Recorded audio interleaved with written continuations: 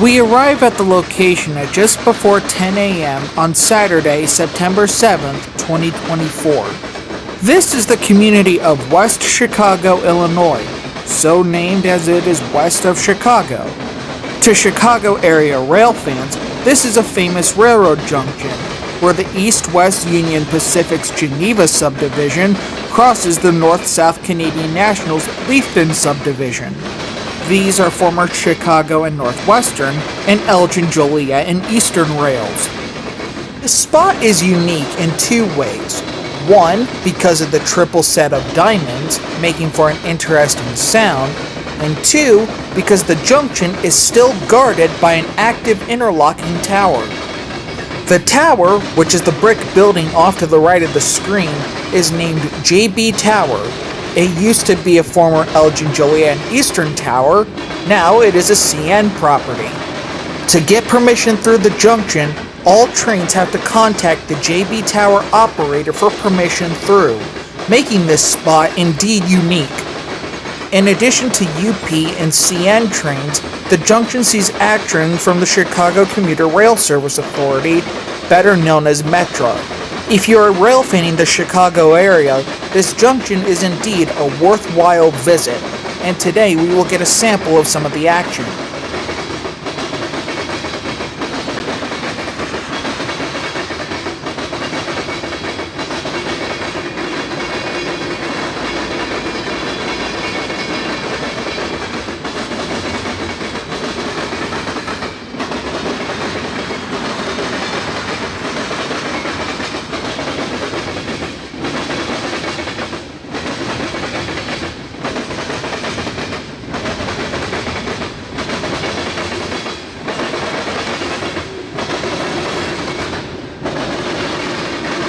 Like the previous spot in Griffith, Indiana, West Chicago is a no train horn zone, and as a result, trains can easily sneak up on you, just like this one did.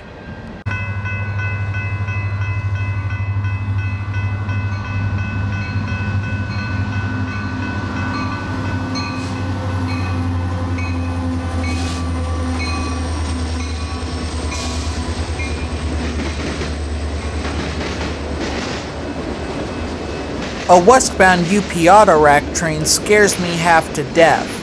One unit is all this crew needs to pull this train to wherever it was going.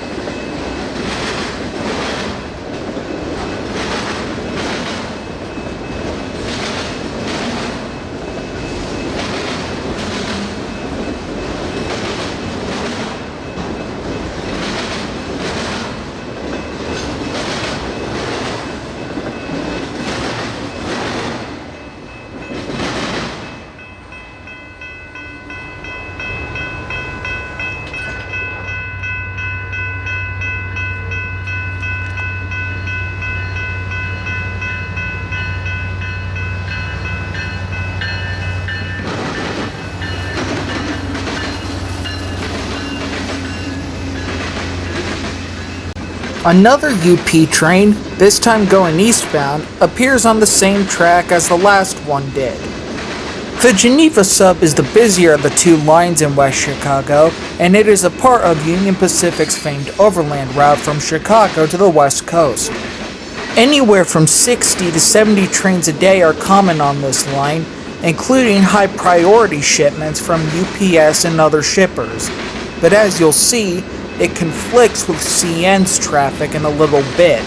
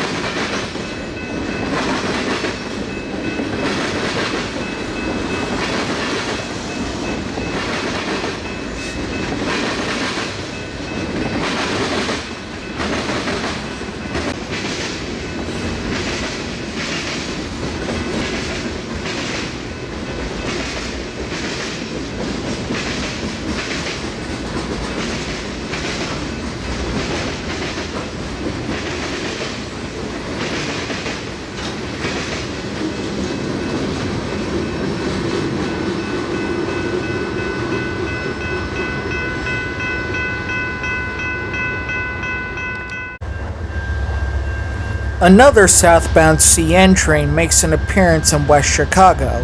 It is yet another mixed freight.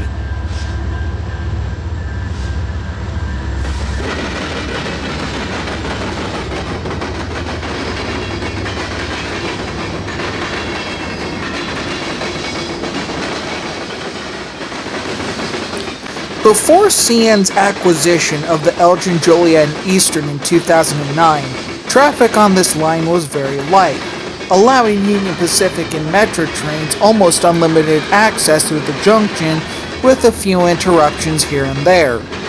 Currently, in 2024, Canadian National runs upwards of 20 to 30 trains a day along the Leafton sub, making things at the junction considerably more complicated.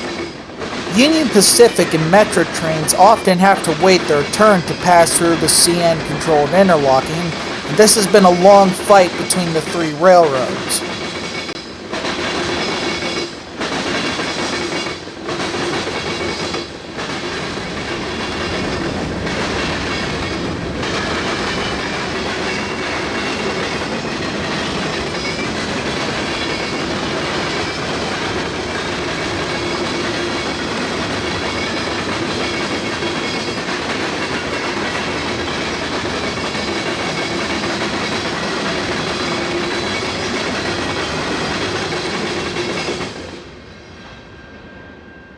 Number 1 on the Geneva Sub between milepost 31 at 736, so then we can pass the red flag location at milepost 31 at 7 on Main Street.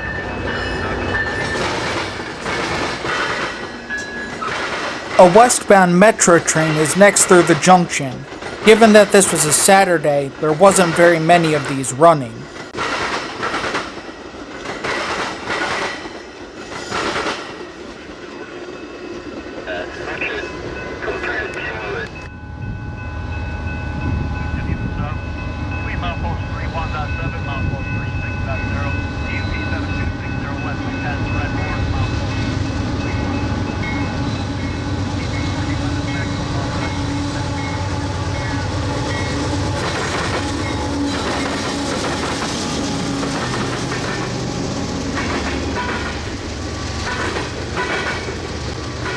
A westbound UP Manifest freight is right behind the Metra train, but this time on the middle track, and he passes through the junction.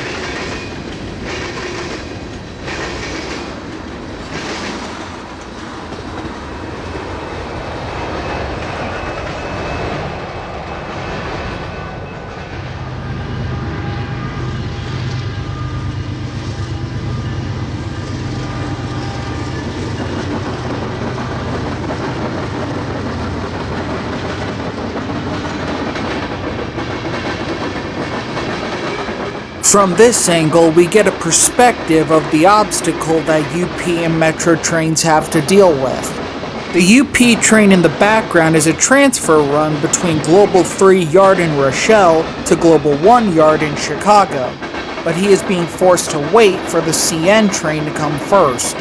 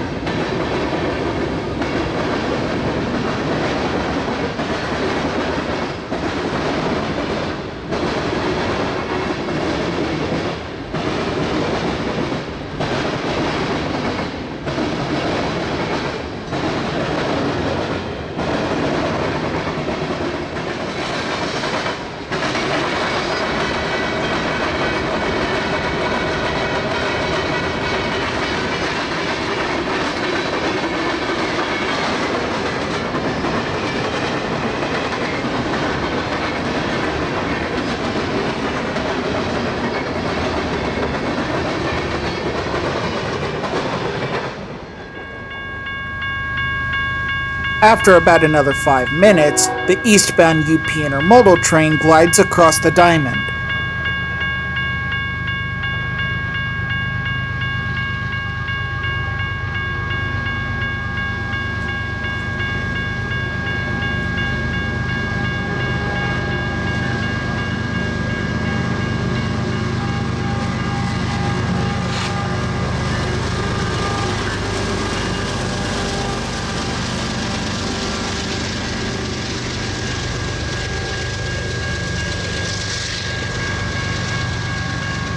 As mentioned earlier, this is a transfer run of intermodal containers between Global 3 yard in Rochelle and Global 1 yard in Chicago. These transfer runs are very frequent, occurring anywhere between 4 to 5 times a day. This train is long enough that they actually needed to put a DPU in the middle for this run.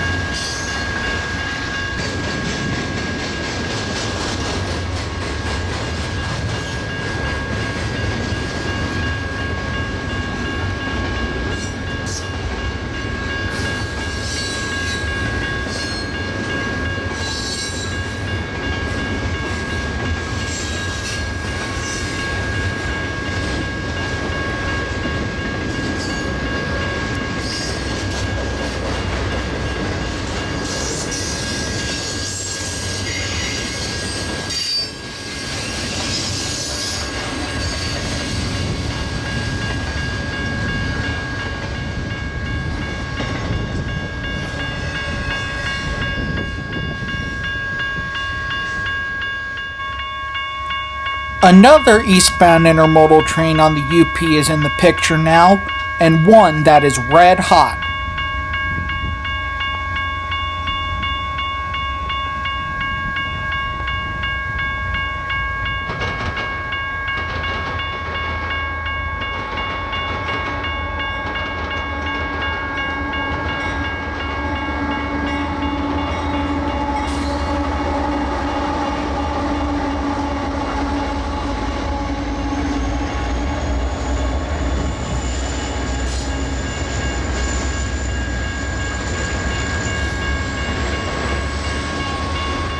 This train is carrying blocks of UPS and other high priority shippers, making this an extremely hot train. It is a common railfan terminology to call these get you fired trains. Make 'em late, and you're asking for your railroad career to be ended. If you have been paying close attention, Union Pacific trains going towards Chicago typically run on the north track, while trains going away from Chicago typically run on the south. Union Pacific runs the Geneva Sub in an operation called left-hand running, which was a tradition that was pioneered by the Chicago Northwestern. Although this line is capable of bidirectional running, normal operation sees eastbound trains use the north track and westbound trains use the south track.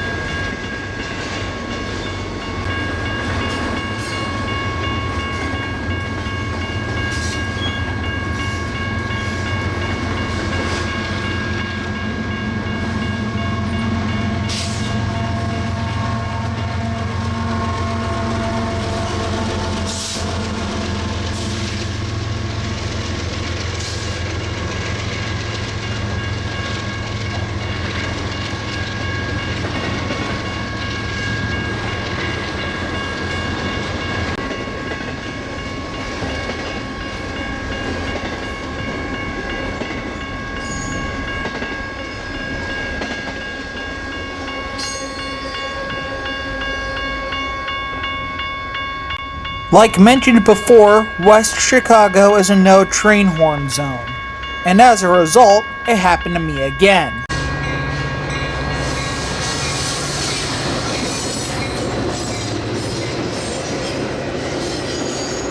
An F40PH leads this Metra train west. These engines are doomed to be retired by the end of the year.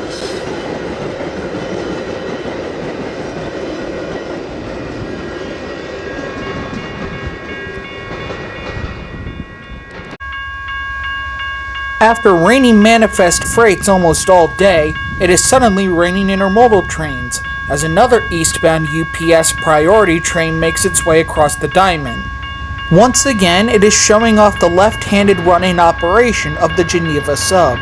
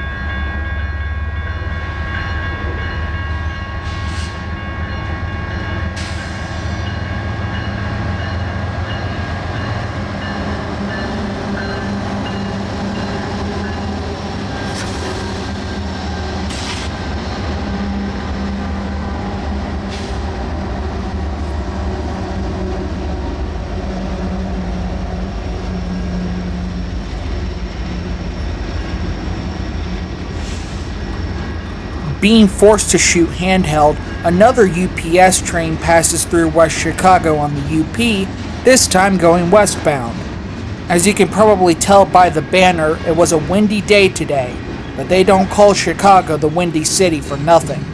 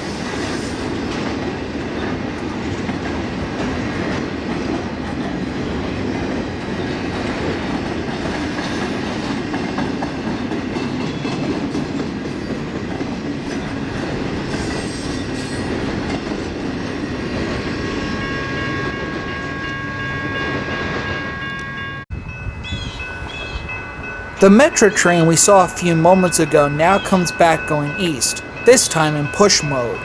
This is normal operation for Metra trains with cab cars facing towards the Windy City.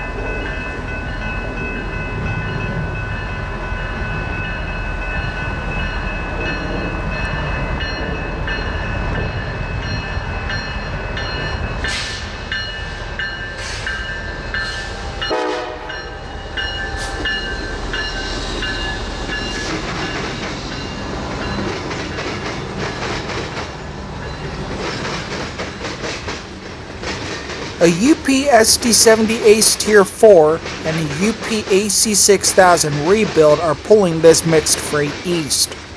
Most of us Eastern rail fans are still sorrow over the fact that CSX terminated their lease on their ST70AHs, making the UP ones rather special to us.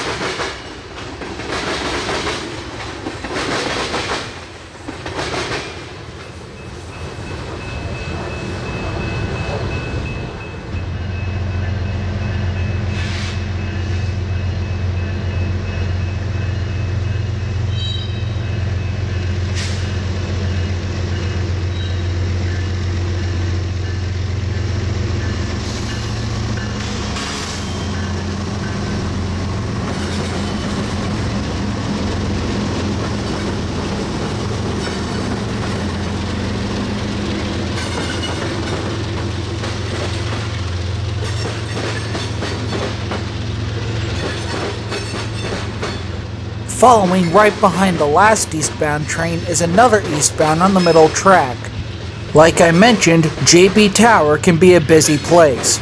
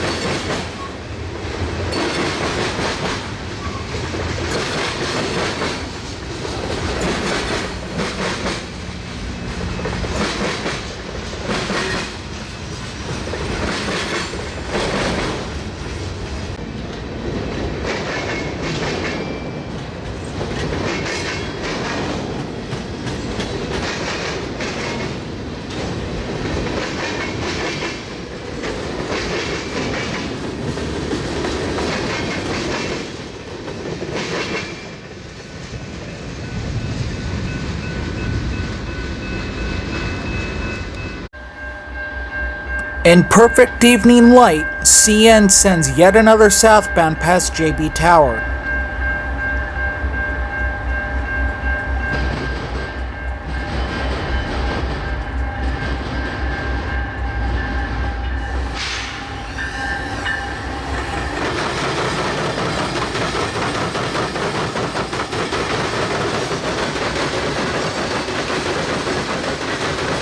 The pounding of these three diamonds all at once creates a very unique sound not heard anywhere where I live. To a railfan, this is music to the ears.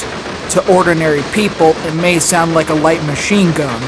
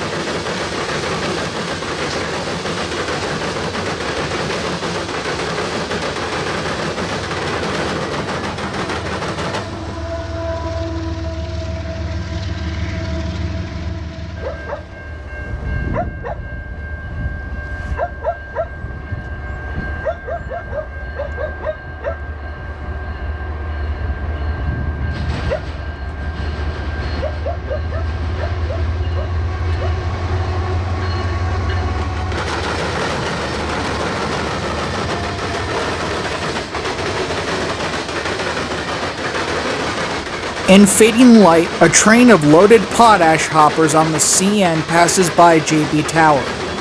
This will be the last CN train of the video, as nothing else moved until after dark.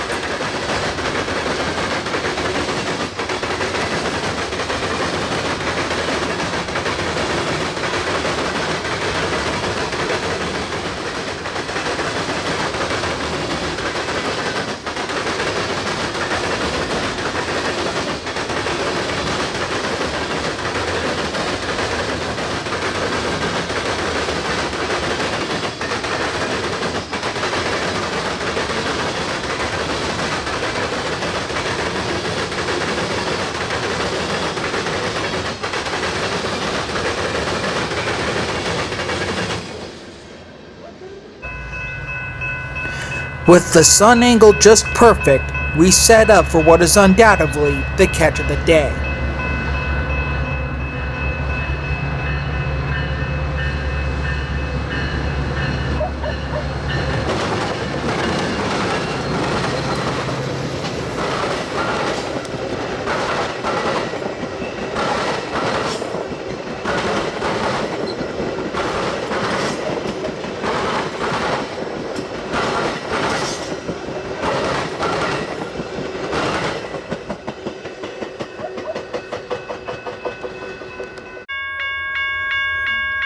In contrast to the previous shot, the sun angle for this eastbound UP train is terrible, but I try to do my best.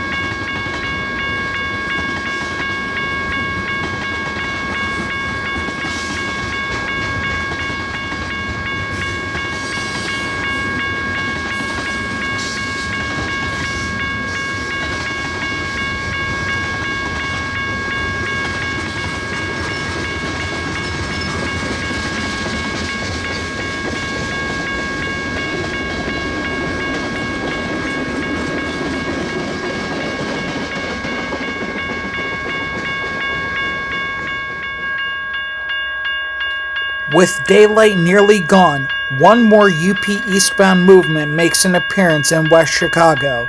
It is another double-stack train and another one of the Global 3 to Global 1 yard transfer jobs.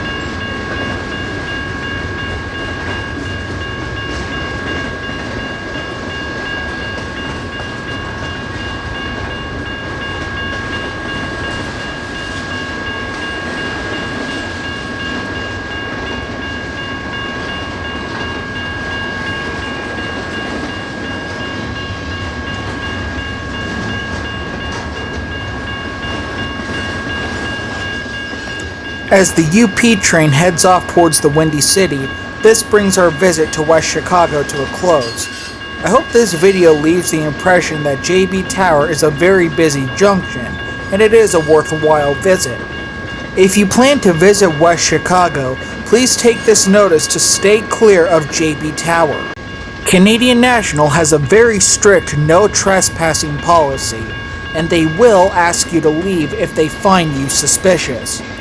All of my shots were taken on public sidewalks that run right next to the diamonds, but if you are asked to leave by CN, it is best to cooperate and try not to put up a fight.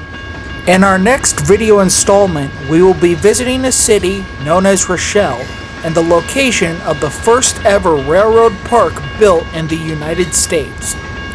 We will be there to attend a festival that is dedicated to Rochelle's railroading, and so will thousands of other people. But that is a story for another time. Until then, I'm signing off for this episode, and as always, under any circumstances, and until the end of my life, go Buckeyes!